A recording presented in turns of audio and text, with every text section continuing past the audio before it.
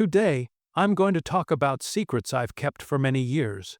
The things I never told anyone about my old friend George Harrison. These recordings were made when John Lennon was living alone in New York in the late 1970s. He was dealing with the Beatles breaking up. In these confessions, Lennon talks about the problems between him and Harrison. He also opens up about a surprising love triangle with Harrison, Pattie Boyd, and Eric Clapton. Plus, he mentions suspicions about a possible romantic relationship between Harrison and someone who worked with the band. But in the end, the question is, who really was George Harrison, and why did Lennon decide to tell these secrets before he died?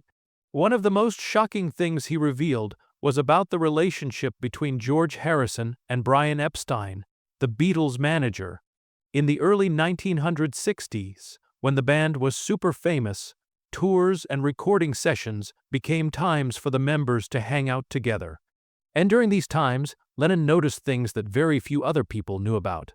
Lennon remembered the early days of the Beatles when they were becoming famous.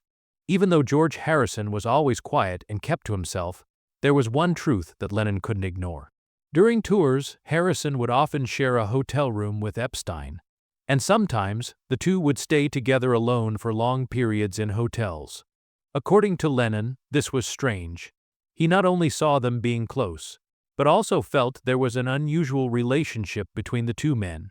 In one of his recordings, Lennon said, "George always said he loved Pattie, but I knew something else was going on. He was too close to Epstein. Sometimes, I felt like there was more to their relationship than just friendship." Lennon didn't hold back from calling it a confusing relationship, one that seemed like everyone in the band understood, but nobody talked about it. Actually, how close Harrison and Epstein were had become a story that nobody mentioned within the group. This made people like Paul McCartney feel uncomfortable. McCartney, according to many rumors, even showed that he didn't like this relationship. The relationship between Harrison and Epstein, according to some people who knew them, was something the whole band kind of knew about, but it was never talked about publicly. But Lennon didn't stop there. In his recordings, he kept revealing truths that would shock anyone. Lennon confirmed that even though Harrison always acted like he was a family man who was loyal to Pattie Boyd, the truth was that he had a very complicated love life. He says he loves his wife, but what's really true? He had a very special relationship with Epstein. A relationship that I believe was more than just friendship. These revelations not only made people doubt Harrison's honesty, but they also made Lennon feel betrayed. Not just by Harrison, but because even the other band members knew about this and never spoke up. Actually, when the Beatles were still together, this was one of the topics nobody dared to talk about. But as everything began to fall apart, Lennon decided to let the secrets come out. With these recordings, Lennon not only exposed the mysterious relationship between Harrison and Epstein, but also showed how complicated his own relationship was with his former bandmates. Nobody would have guessed that someone like Harrison, who everyone thought was a steady and thoughtful artist, would have such dark secrets. Lennon didn't only feel disappointed by Harrison, but also by himself for not seeing the truth sooner. When the media found out about these details, they were completely surprised. Lennon's confessions shook not only the music world, but also the passionate fans of the Beatles. These hidden stories raised huge questions about the real lives of musical legends.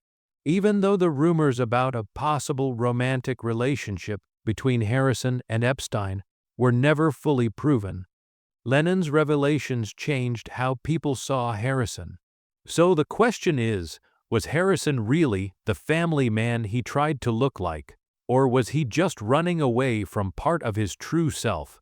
The next story, when John talks about Harrison's affair with Ringo's wife, makes the public's image of a perfect George Harrison even worse. Lennon remembered that during that time, the band was going through a hard time. Each member had their own relationships and personal problems, which became a big part of the Beatles' story. In 1970, when Harrison was still an important member of the group, his friendship with Ringo began to fall apart and couldn't be fixed. The story started when Maureen Starkey, Ringo's wife, and George Harrison, the old friend, started showing clear signs that they were close in a romantic way.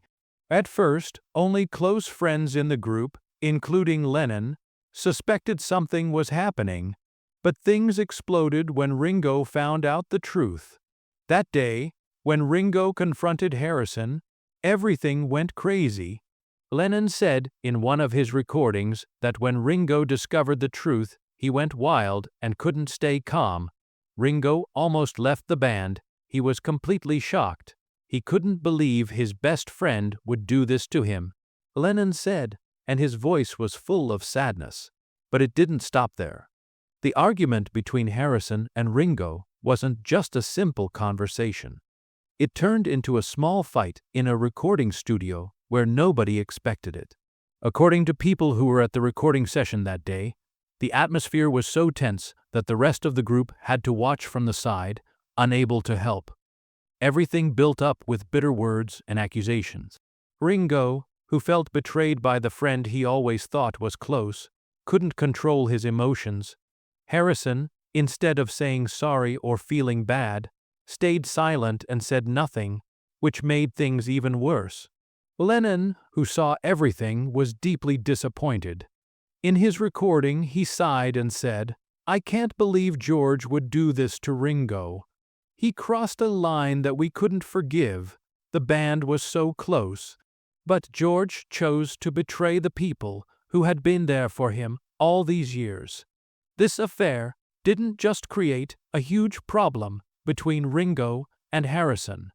It also got the attention of the entire music industry. The media, always eager to dig into celebrity stories, didn't miss the chance to look into this one. Journalists started reporting on what happened, making it a hot topic in the news. Public interviews with Maureen Starkey after this made the situation even more intense. In an interview with Rolling Stone magazine, Maureen admitted that the affair with Harrison happened because she felt lonely and abandoned in her marriage to Ringo, something she couldn't take anymore. However, the consequences of this affair weren't just about the betrayal between Ringo and Harrison.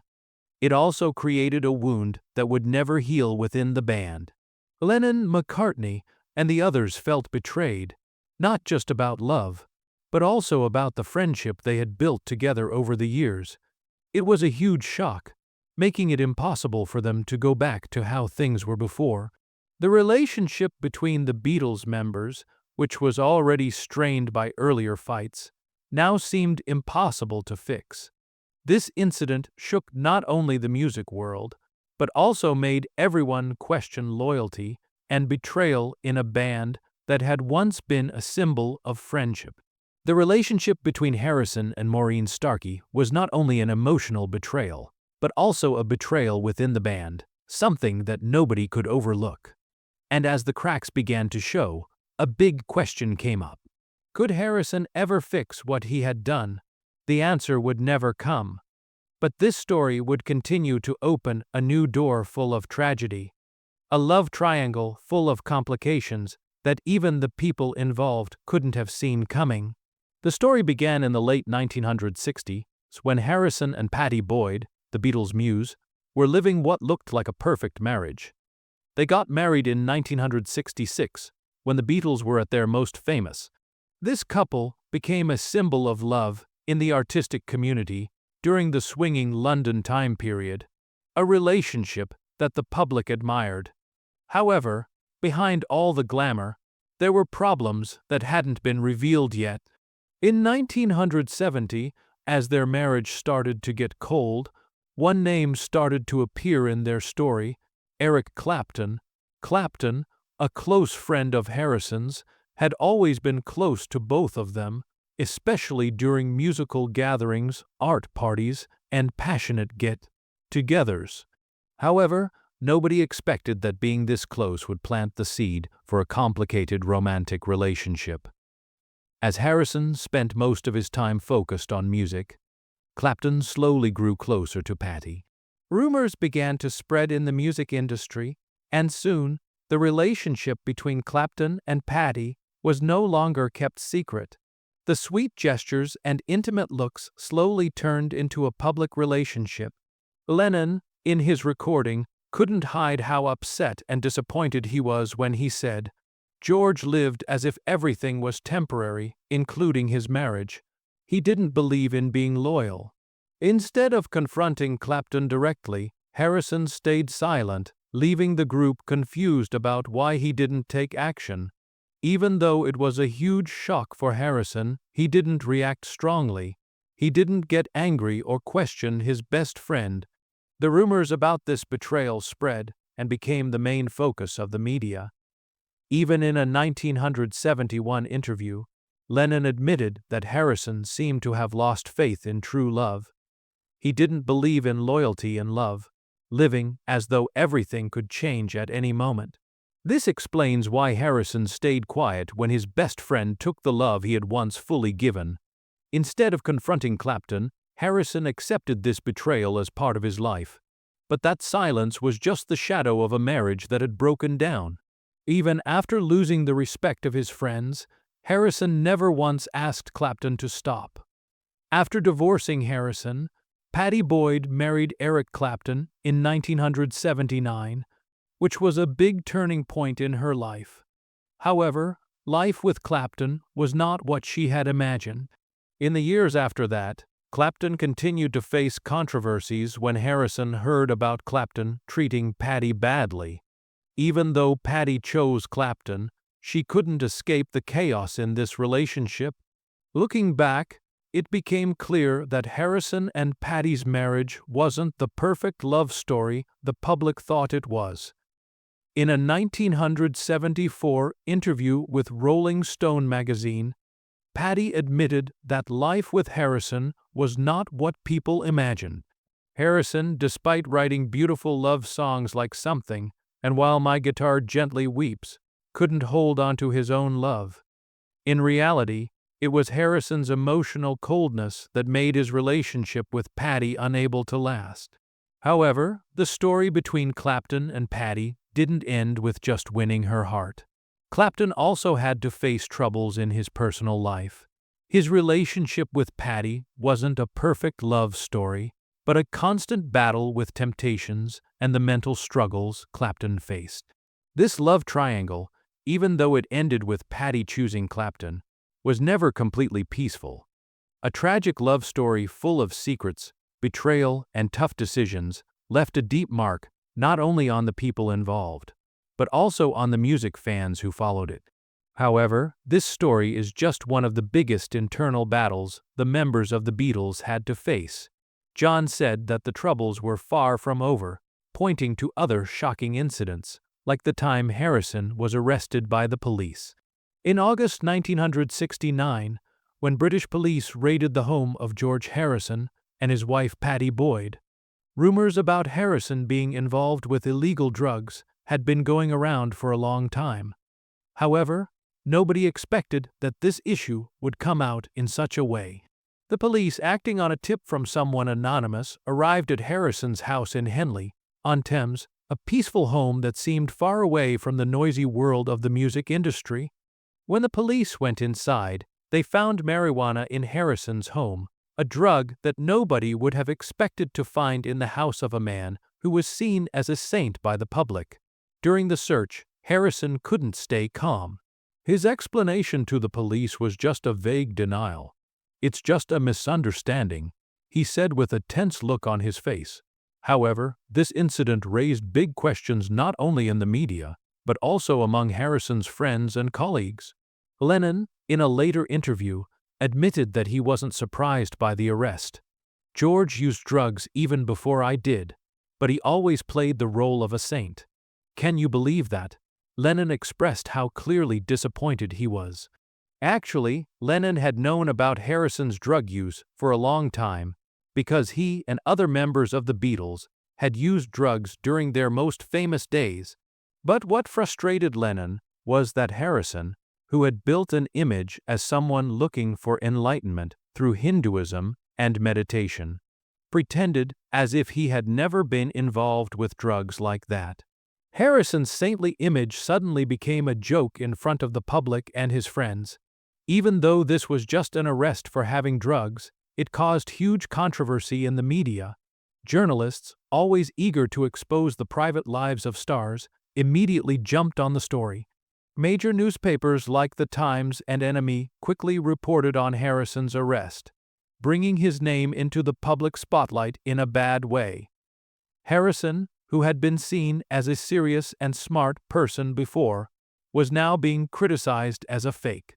His devotion to Hinduism and his talks about enlightenment became empty claims in the eyes of the public.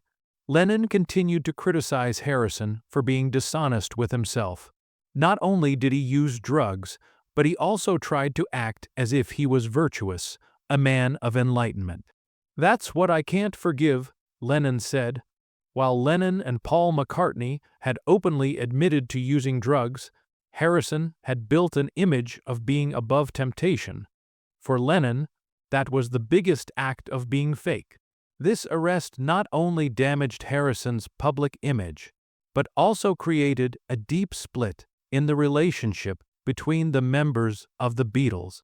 The criticism kept growing, and Harrison's constant efforts to hide the truth about his personal life made it impossible for the remaining members of the band to trust him. It was a betrayal not only of his fans, but also of his bandmates. Even though Harrison denied using drugs, the truth had been exposed, and all the saintly images he had built were destroyed in the public's eyes. Lennon, in his recordings, kept criticizing Harrison, making people question whether Harrison was really the person everyone believed him to be. A man looking for enlightenment or just someone running away from the darker parts of his own life. This arrest wasn't just a shock in Harrison's career, but also a heavy blow to the truth he had been hiding for so long. No matter how Harrison tried to explain himself, the image he had worked hard to maintain couldn't last.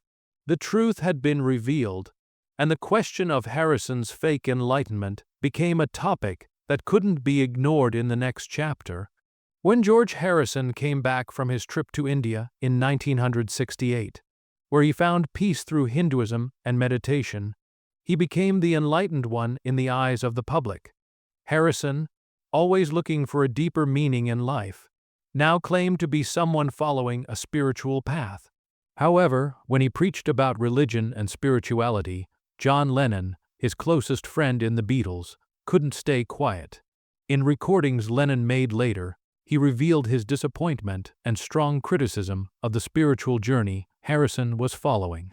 Lennon believed that Harrison didn't truly understand Hinduism, but saw it as a way to escape his past. Lennon didn't hold back. In an interview in 1971, George found something new to replace LSD with Sanskrit chants. He thought meditation would help him erase all his past mistakes, but in reality, he was just running away.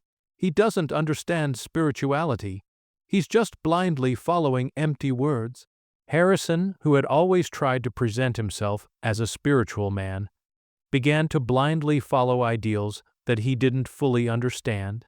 Not only did he blindly trust the teachings of Krishnamurti, but he also became superstitious to the point of accepting mystical practices in Hinduism, even including charms and rituals. Rumors started going around in the music world that Harrison had turned to mystical practices to protect himself from bad things, involving strange and superstitious ceremonies. In conversations between Lennon and old friends, Lennon openly criticized Harrison's superstition. Not only did he turn to meditation to cleanse himself, but he also started participating in weird rituals. "To me, that's not enlightenment, that's running away," Lennon shared, full of disappointment.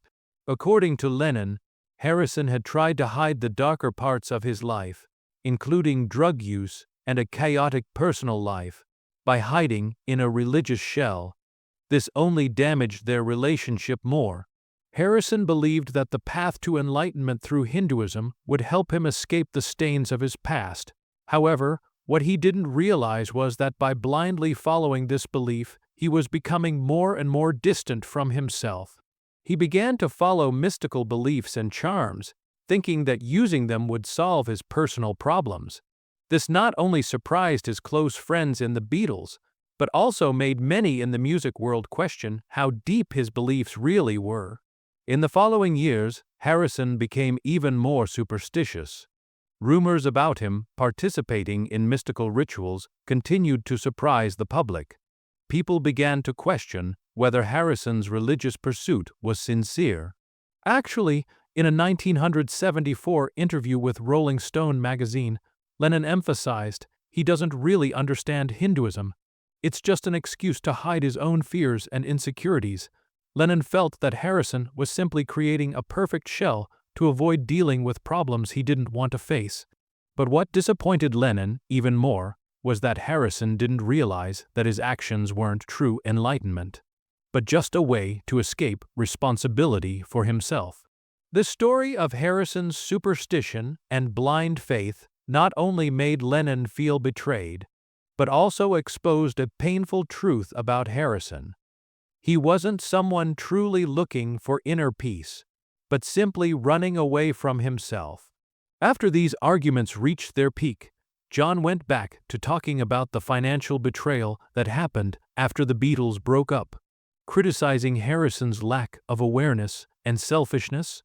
In 1970, after the Beatles split up, one of the most shocking events was not only the end of an era in music, but also the financial lawsuit that George Harrison faced. When the group broke up, the members not only had to face relationship chaos, but also a financial mess they had never experienced before. This story began when the group decided to find a new manager to replace Brian Epstein, who had died in 1967. Alan Klein, a controversial manager, stepped into the Beatles' world with promises to save them from financial ruin. Klein, known for his persuasive abilities and bold financial strategies, quickly won Harrison's trust. As Harrison was somewhat naive and didn't have experience managing his money, at first, Harrison, who wanted stability and peace after the breakup of the band, felt that Klein was the only person who could help him get through the financial crisis. However, this decision would soon prove to be a mistake he couldn't take back. While Harrison trusted Klein, close friends like John Lennon and Paul McCartney were more skeptical of him. Lennon had warned Harrison that Klein wasn't someone to trust, that he had questionable ways of handling money and could easily manipulate large amounts of it. However, Harrison, with blind faith, not only ignored these warnings but continued working with Klein, believing that he would help him through the financial difficulties. Then, in the mid-1970s, when the lawsuit finally happened, everything began to unfold. In a long legal battle, Harrison discovered that he had lost hundreds of thousands of pounds because of Klein's poor financial decisions. It turned out that Klein had manipulated the Beatles' finances, causing Harrison to suffer the consequences. Even though Lennon and McCartney's warnings had gone unheeded, the result was a massive financial and emotional shock to Harrison. Harrison not only lost money, but also lost the respect of his closest friends. Lennon, in later recordings, couldn't hide his bitterness. "I told him, but George didn't listen. He trusted strangers more than his own friends." Lennon was upset, not only because Harrison lost money, but because he chose an outsider over trusting the people who had been with him from the beginning. Despite the lawsuit exposing Klein's financial manipulation, Harrison had to pay a heavy price, losing a large amount of money that he could never get back. These financial losses not only left Harrison feeling betrayed, but also damaged the relationship between him and the remaining Beatles members. Lennon, who had always believed Harrison was careless with his trust, felt more disappointed than ever. Harrison's financial situation got even worse as he realized he had lost not only money, but also the trust of those he considered family. The relationship between Harrison and Lennon, which had already been strained after the breakup, grew even colder. Lennon, after recording his thoughts, continued to criticize Harrison for not listening to his friend's advice. For Lennon, losing money wasn't the worst part. The worst part was that Harrison had chosen an outsider over the people who had always been there for him. John Lennon, in a recorded conversation, openly said that Harrison's comeback album was a sweetly hidden attack on his old friends, expressing his complicated emotions and dissatisfaction with the Beatles. The story began when Harrison released All Things Must Pass in 1970, his first solo album that he had put so much effort into. Widely recognized as a landmark in Harrison's musical career, few expected that this album would contain subtle attacks, especially towards McCartney. Songs like Wah, Wah and Isn't It a Pity were filled with frustration and disappointment over what Harrison had gone through during his time as a member of the Beatles. Wah, Wah can be seen as a direct criticism of McCartney, whom Harrison felt had held back his creativity over the years. Wah, Wah, you've given me a wah. Wah wasn't just a sarcastic line. It was Harrison's way of expressing his frustration with McCartney's control in the band, putting too many creative limits on him. At this point, Harrison, who had always been considered the third member of the group by McCartney and Lennon, felt he was never given the recognition he deserved. The relationship between Harrison and McCartney, which had been strained in the final years of the Beatles, was now completely broken. McCartney, with his large ego and belief that he was the center of the group, couldn't stand Harrison's public criticism through his music. While Harrison bravely expressed the emotions that had been held back for so long, McCartney felt as though he was being stabbed in the back. A source from a 1971 interview with Rolling Stone magazine revealed that McCartney admitted, "No one can make me as angry as that, especially when it's someone I considered a friend." Harrison, deeply disappointed, began to feel growing anger towards McCartney. It wasn't just about holding back his creativity, but also the personal disagreements they had during their time in the band. Harrison felt McCartney controlled every musical decision, leaving him with no freedom to express himself. This not only hurt Harrison creatively, but emotionally as well. McCartney constantly saying he was the leader of the group made Harrison feel more and more abandoned. This relationship wasn't simply a musical disagreement, but a reflection of a bigger change within Harrison. His anger became a burden he couldn't shake off. Rather than trying to make peace, Harrison chose to express his complaints through hidden remarks in his songs. All Things Must Pass wasn't just a music album, but an angry statement against McCartney in particular.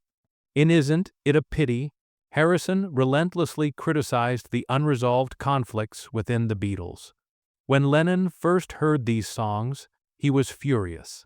Lennon believed Harrison had never been held back by anyone except his own ego, and that Harrison was simply looking for someone else to blame rather than facing his own issues.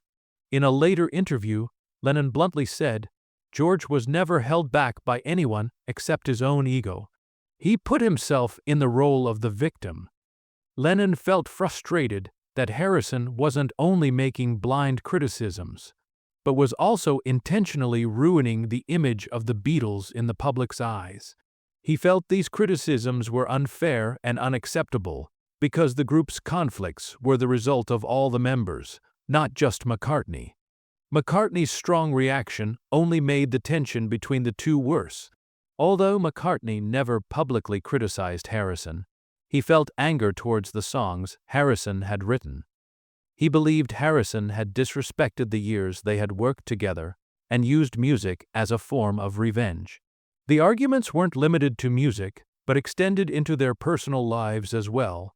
Harrison didn't just criticize McCartney for music. He also pointed out other aspects of their lives together. For Harrison, McCartney represented control and unfairness. A person he felt could never truly understand or share his experience. In the end, these conflicts not only destroyed the relationship between Harrison and McCartney, but also deepened the split that had already existed after the breakup of the Beatles. While Harrison found freedom in his solo music with All Things Must Pass, the division with McCartney was never fully healed. These wounds weren't just Harrison's personal pain, but a lasting mark in the history of the Beatles, where once close friends became rivals who couldn't resolve their issues. From here, financial disputes continued to push the relationship between Harrison and the remaining members of the group into a direct confrontation, leading to a break that couldn't be fixed. Right from the start, Harrison openly criticized Paul McCartney, calling him controlling and selfish during their working years. With McCartney's almost total control over the Beatles in their final years, Harrison felt pushed out and denied the space to express himself. Despite this, Harrison didn't just express frustration over McCartney's control, but also felt jealous of Paul's huge success after the band split.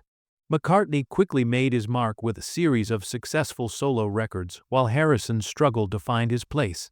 In Lennon's recordings, he openly shared his thoughts on the relationship between Harrison and McCartney.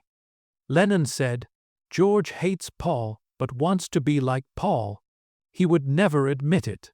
This statement from Lennon not only shows how complicated their friendship was, but also highlights the deep conflict between Harrison and McCartney. While Harrison always felt controlled and lacked creative freedom in the band, he couldn't deny that Paul McCartney was the one who was always in charge and had a strong influence in music. Harrison's jealousy towards McCartney became more obvious in the years after the breakup. With McCartney's explosive solo success, especially with the Band on the Run album, it seemed that McCartney was always on a higher level compared to Harrison. This made Harrison feel left behind and unappreciated in his own musical career. While Harrison did achieve success with his own projects like All Things Must Pass, the feelings of being held back and his jealousy towards McCartney stayed with him. Both of them knew that their relationship had changed, but rather than facing the issue, they quietly avoided each other in musical conversations, making the tension more obvious. In Lennon's eyes, the friendship between Harrison and McCartney was broken beyond repair. The bad feelings between the two weren't only based on personal conflicts, but also on their dissatisfaction with what they had experienced together in the band. The friendship between these two music legends couldn't be kept going in the years after the breakup, and the division became more obvious, even becoming a big part of the behind-the-scenes stories of the Beatles. The story of the split between Harrison and McCartney isn't just a change in their friendship, but also shows the struggles and pains of dealing with success, creative freedom, and personal pride. The years after the band's breakup saw the complexity of their relationship, as neither of them could truly move past the shadow of their past, not only in music, but also in their personal interactions. And what shocked everyone even more was when John Lennon confronted Harrison for his selfishness and failure to help him during a difficult time. After the Beatles broke up in 1970, the relationship between John Lennon and George Harrison changed quickly. And the most important event in this breakup was Harrison's failure to invite Lennon to participate in the Concert for Bangladesh in 1971. The Concert for Bangladesh, a legendary musical event organized by Harrison to raise money for famine relief in Bangladesh, was one of the first times Harrison led a major music project after the breakup of the Beatles. While Harrison invited most of his old friends and famous colleagues to the event, the one person who was left out was Lennon, the close friend with whom he had shared unforgettable memories during their time in the Beatles. The real reason behind Harrison not inviting Lennon to the Concert for Bangladesh came from the relationship between Lennon and Yoko Ono, Lennon's wife. Harrison, despite praising Lennon's love and creativity, couldn't accept Yoko being involved in everything Lennon did. Harrison believed that Yoko's presence had caused disruption, and negatively affected the relationships within the Beatles. And he couldn't accept that Yoko had such a big influence on Lennon. When Harrison invited Lennon to participate in the concert for Bangladesh, he set a clear condition: John can only participate if Yoko Ono is not involved. For Lennon, this was something he couldn't accept. Lennon and Yoko had always been inseparable, and asking him to exclude Yoko from the event was a serious insult to him. Lennon refused the invitation, marking the end not only of a musical reunion, but also the complete breakdown of their relationship. Later, when thinking back on this event in interviews, Lennon couldn't hide his feelings of betrayal. In one interview with Rolling Stone magazine, Lennon said, "I couldn't believe it. I did everything for Harrison, and in the end, he did this to me. It felt like I was abandoned." From that moment on, the relationship between Harrison and Lennon was never the same. Harrison, although he tried to keep his distance and not publicly criticize Lennon, showed through his actions that there was anger and conflict inside him. And at the end of the tape recording, John said, "I wish I didn't make any mistakes anymore, and I'll tear off the masks of those people. It's really damn awful." So, the secrets John Lennon left about George Harrison not only shocked fans, but also raised big questions about the truth behind the spotlight of musical legends. Can we think differently about the stories we've always known about the Beatles? What do you think about these revelations? Share your thoughts in the comments below. Don't forget to subscribe so you don't miss the next stories.